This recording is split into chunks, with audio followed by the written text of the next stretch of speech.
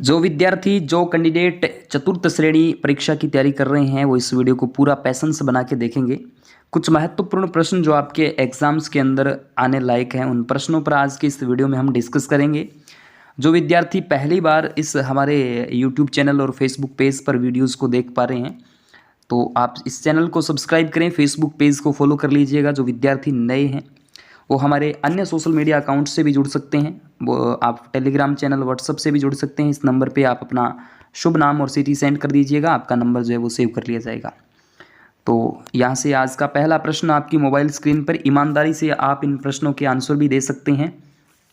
तो चलिए स्टार्ट करते हैं। पहला प्रश्न आपकी मोबाइल स्क्रीन पर ये रहा कि राजस्थान का वह जिला जो अंतर्राष्ट्रीय और अंतर्राज्य बोले तो इंटरनेशनल और इंटर जो आपके स्टेट है दोनों सीमाएं रखता है, दोनों जो सीमाएं हैं वो लगाता है। ऑप्शन नंबर 1 हनुमानगढ़, दूसरा गंगानगर, बीकानेर, जैसलमेर।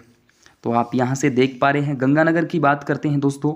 गंगानगर पाकिस्तान के साथ भी अपनी सीमा अटैच करता है और यहाँ आपके सामने पंजाब के साथ भी अपनी सीमा लगाता है। चलिए राजस्थान के कौन से जिले आर्द्र दक्षिणी पूर्वी मैदान कृषि जलवायु प्रदेश के अंतर्गत आते हैं? कृषि जलवायु प्रदेश में आप देख पा रहे हैं राजसमंद, भीलवाड़ा और चित्तौड़गढ़ का नाम बिल्कुल लिया जाएगा। राजसमंद, भीलवाड़ा, चित्तौड़गढ़ बिल्कुल करेक्ट आंसर रहेंगे।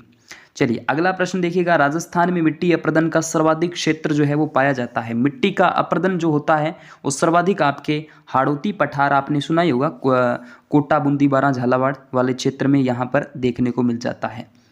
चलिए एक अच्छा प्रश्न है, सुमेलित करने वाला प्रश्न आपके सामने है। सूची 1 को सूची 2 के साथ सुमेलित करिएगा।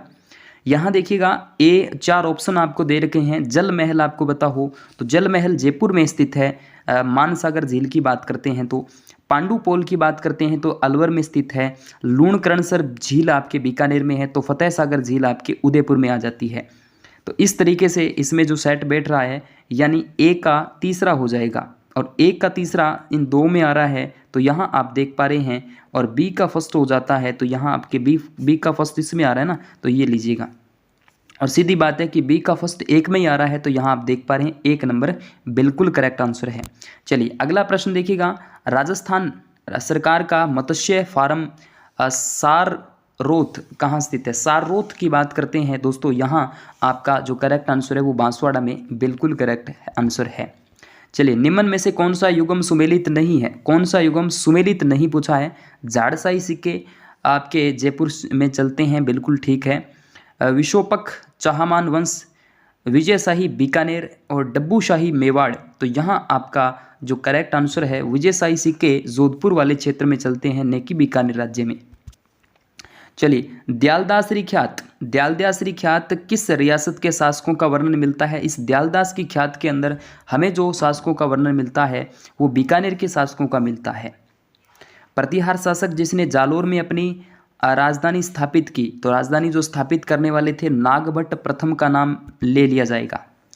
चलिए 1300 ईस्वी में रणथंबोर पर आक्रमण के दौरान अलाउद्दीन खिलजी का कौन सा सेनानायक मारा गया था? बहुत शानदार प्रश्न है, बहुत अच्छा प्रश्न है। 1300 ईस्वी में रणथंबोर के आक्रमण के दौरान अलाउद्दीन खिलजी का सैनिक मारा गया था, आपको पता हो तो यहाँ आपका नुसरत खान का नाम लिया जाएगा। चलिए अलाउद्दीन ने, ठीक है, इसमें दीन ने आ रहा है ना तो नुसरत खान। उसके बाद हल्दी घाटी के युद्ध में महाराणा प्रताप की भील सेना का कमांडर पता ही होगा, याद ही होगा, अच्छा प्रश्न है, राणा पुंजा, ठीक है, राणा पुंजा भील। चलिए निम्न में से कौन सा युगम पशु मेले से संबंधित है? पशु मेले से संबंधित है दोस्तों, आपको पता है मल्लीनाथ जी पशु मेला लगता है तिलवाड़ा बाड़मेर में। रामदेव जी पशु मेला रामदेवरा में नहीं लगता, इसका कोई संबंध नहीं है क्योंकि मानासर नागौर में तो लगता है। तेजाजी का पशु मेला नहीं लगता, वैसे तो पर्वतसर नागौर में लगता है मोस्टली, और बलदेव पशु मेला नागौर। तो यहाँ आपका पशु मेले से संबंधित मल्लीनाथ जी पशु मेला बिल्कुल करेक्ट है। निम्न में से कौन सा सुशिर वाद्य यंत्र नहीं है? सुशिर वाद्य यंत्र की जब भी बात करते हैं तो 12 नंबर का यहाँ आप देख पा रहे हैं। सुशिर वाद्य यंत्र अलगोजा, सुरनाई, नागफणी, कामायचा जो है ना वो सुशिर वाद्य यंत्र की श्रेणी में आता है। तो यहाँ केवल 3 बिल्कुल करेक्ट है। चलिए, राजस्थान के भवाई नाट्य के जन्मदाता थे। भवाई नाट्य की जब भी मैं बात करूंगा साथियों, तो यहाँ आपका करेक्ट आंसर रहेगा बागाजी जाट, नागोजी जाट का नाम आपने सुना होगा। सरंपदस, शरण नहीं, सरंपदस इलाज के लिए कौन से लोक देवता पूजे जाते हैं? गोगाजी, हड़बूजी, तेजाजी, रामदेव जी। तो सरंपदस के लिए आपको बताइए गोगाजी का नाम सबसे पहले लिया जाएगा। उसके बाद अगला प्रश्न आपके सामने है साथियों, यहाँ 15वां प्रश्न आपके सामने देखिएगा। निम्न को सुमेलित कीजिएगा। खेसले, नमदे, पट और बिछोने के जाजम।